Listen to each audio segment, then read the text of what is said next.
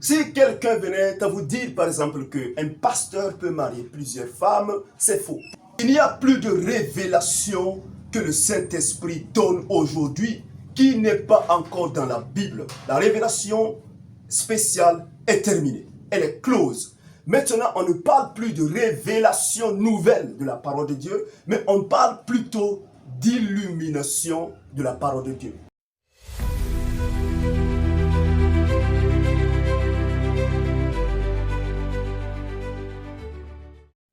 Shalom, bienvenue à 7 minutes pour revenir à l'évangile. C'est un réel plaisir pour nous de vous retrouver ce soir afin de partager avec vous l'excellente parole de notre Seigneur Jésus.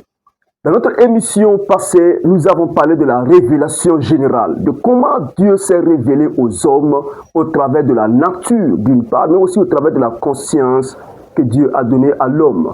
Mais malheureusement, ces deux agents de la révélation générale se trouvent donc corrompus par le péché et soumis donc à la vanité. C'est pourquoi Dieu a jugé bon de nous donner une dernière révélation que nous appelons la révélation spéciale. Qu'est-ce que c'est que la révélation spéciale? C'est l'objet de notre émission ce soir. Alors que la révélation générale est non verbale, et n'offre pas plus de détails de façon explicite sur le plan de Dieu, sur la rédemption, sur l'incarnation, sur le salut, la révélation spéciale est plus explicite. Elle offre à l'homme le plan de Dieu pour la rédemption, pour le salut. Et pour ce faire, Dieu s'est révélé de plusieurs manières aux êtres humains, à travers donc de la révélation dite spéciale. Et c'est ce que d'ailleurs l'auteur du livre de Hébreux nous dit dans Hébreux chapitre 1, le verset 1 à 2, que je lis pour vous.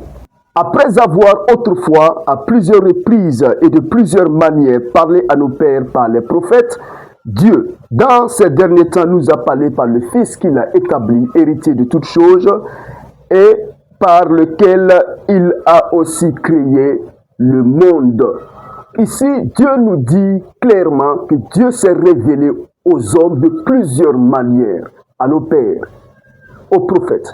Et dans les derniers temps, Dieu nous a parlé une dernière fois. Par qui? Par son Fils. Par la parole incarnée. Jésus est la parole de Dieu lui-même. Au commencement était la parole était avec Dieu et la parole était Dieu lui-même.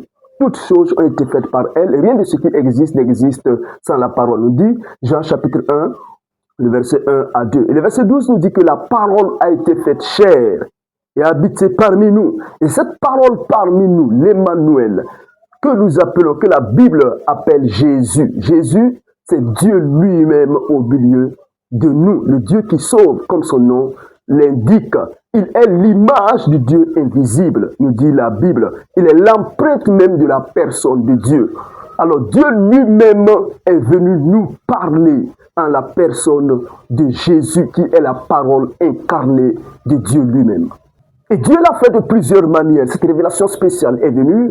Tantôt, Dieu a parlé de façon directe aux êtres humains. C'est le cas de Adam où Dieu parle avec des voix audibles de façon directe à Moïse, à Abraham, à Jacob. Il y a des fois où Dieu a parlé au travers donc des visions, comme le cas de Daniel, des songes également. Il y a des fois où Dieu a parlé au travers du tirage au sort, l'Urim et le Turim, par exemple. Il y a des fois, ça c'est aux prêtres, il y a des fois où Dieu a parlé au travers de la théophanie, par exemple, Dieu qui se manifeste dans un buisson ardent.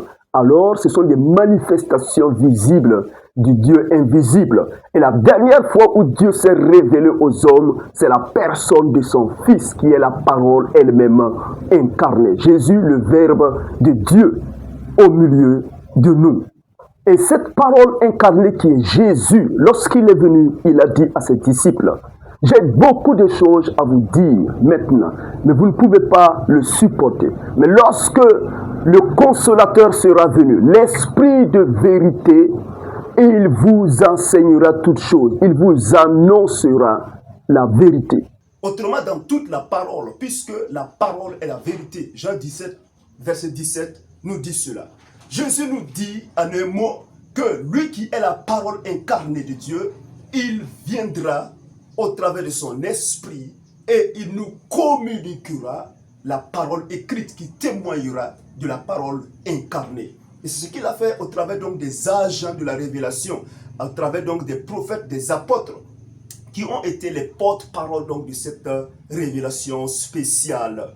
Oui, Dieu les a communiqué la parole. C'est pourquoi la Bible dit que nous avons été bâtis sur le fondement des apôtres et des prophètes, Jésus-Christ étant bien entendu la pierre angulaire. Et nous avons reçu cette révélation au travers donc de cela que Dieu a utilisé pour nous donner la révélation spéciale qui est la parole de Dieu, la Bible que nous avons aujourd'hui. Et cette parole écrite rend témoignage de la parole incarnée qui est Jésus lui-même. C'est pourquoi Jésus disait aux Juifs, vous sondez les Écritures espérant avoir en elles la vie, mais c'est elles qui rendent témoignage de moi-même. L'Écriture, la parole écrite rend témoignage de la parole incarnée. Toute la Bible parle de Jésus. Depuis Genèse jusqu'à l'Apocalypse, tout rend témoignage de qui est Jésus, la parole incarnée. Aussi, faut-il noter que cette révélation spéciale est terminée. Elle est terminée. La Bible dit qu'après avoir parlé de plusieurs manières, Dieu nous a parlé dans les derniers temps par son Fils. Dieu a parlé une dernière fois, il a parlé en la personne de son Fils et la révélation est terminée. C'est pourquoi la Bible dit que si quelqu'un ajoute, Dieu le frappera d'un double anathème. Galates chapitre 1 nous dit ceci, personne ne doit ajouter quelque chose. Et l'Apocalypse conclut pour dire, Apocalypse 22, que si quelqu'un ajoute ou si quelqu'un retranche quelque chose de la révélation complète de la parole, Dieu lui frappera de toutes les malédictions qui ont été décrites donc dans ce livre. Autrement, personne ne peut se lever aujourd'hui qu'il se qualifie du nom de docteur, de prophète, d'apôtre ou je ne sais quel titre, dire que Dieu m'a dit et que ce qu'il donne comme révélation n'est pas dans la Bible. Autrement, c'est faux. Si quelqu'un venait à vous dire, par exemple, qu'un pasteur peut marier plusieurs femmes, c'est faux. Pourquoi c'est faux? Parce que Dieu a déjà donné la parole, la révélation, et il dit que le pasteur doit être mari d'une seule femme. Autrement, un pasteur qui est le modèle du troupeau est monogame pour pouvoir donner aussi la même forme de mariage que les autres doivent emprunter. Il n'y a plus de révélation que le Saint-Esprit donne aujourd'hui qui n'est pas encore dans la Bible. La révélation spéciale est terminée. Elle est close. Maintenant, on ne parle plus de révélation nouvelle de la parole de Dieu, mais on parle plutôt d'illumination de la parole de Dieu. Jésus dit que lorsque l'Esprit de vérité sera venu, il vous conduira dans la vérité, dans la parole qui a été déjà révélée une fois pour toutes. Le Saint-Esprit vient nous illuminer les Écritures afin que nous puissions comprendre ce qui a été révélé dans la parole. Le rôle du Saint-Esprit aujourd'hui, ce n'est pas de nous donner de nouvelles révélations, mais plutôt d'illuminer les anciennes révélations. L'Écriture qui a été révélée une fois pour toutes, afin que nous puissions comprendre la vérité de cette Écriture qui nous amène au salut. Une autre question qu'on pourrait se poser, c'est comment est-ce que la Bible nous a été donnée? Comment l'Écriture nous est parvenue? Est-ce qu'elle est tombée du ciel? Est-ce que l'Écriture a été communiquée comme une dictée de Dieu pas aux apôtres et aux prophètes et ils ont écrit? Comment est-ce que nous avons eu l'Écriture? Et cela pose donc la thématique de l'inspiration des Écritures que nous allons bien sûr examiner la prochaine fois. En attendant, portez-vous bien et restez connectés pour plus d'enseignements centrés sur la Bible. Shalom chez vous.